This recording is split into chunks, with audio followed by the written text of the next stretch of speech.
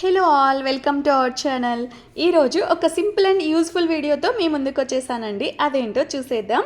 ఈ జనరేషన్లో కూడా ఇలాంటివి ఎంతమంది తింటున్నారో నాకైతే తెలీదు. నేనైతే ఇలాంటివి దొరికితే మాత్రం అస్సలు మిస్ చేసుకోను అనమాట.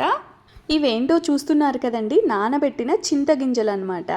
ఇదంతా అమ్మ కష్టమే అండి. అమ్మ కష్టపడితే నేను ఇలా హెల్దీగా తింటున్నాను. ఈ చింతగింజల్ని చాలామంది వేస్ట్ అని చెప్పి పడేస్తూ ఉంటారు కదండి. అలా అస్సలు పడేయాల్సిన అవసరం లేదు. ఇవి చాలా చాలా హెల్దీ మనకి.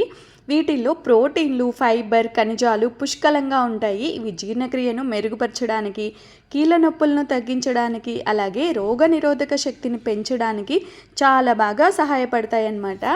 ఇప్పటి వాళ్ళకైతే కొంతమందికి ఇలాంటివి తింటారని కూడా తెలియదు కదండి. ఇంట్లో పెద్దవాళ్ళు ఉంటే ఇలాంటివి బాగా గుర్తు చేస్తారు. అలానే అమ్మ కూడా బాగా కష్టపడి వీటిని తయారు చేసిందనమాట. ఇవి ఇలా అవ్వడానికి కొంచెం ప్రాసెస్ ఉంటుంది. ఆ ప్రాసెస్ అంతా కూడా నేను ఇంతకుముందు ఒక షార్ట్ వీడియోలో పెట్టాను. ఎవరికైనా కావాలి అంటే ఈ వీడియో కింద లింక్ ఇస్తాను, ఒకసారి చెక్ చేసేయండి.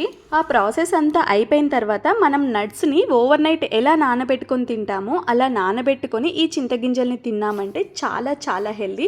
ఎవరికైనా ఇంట్రెస్ట్ ఉంటే ట్రై చేసేయండి.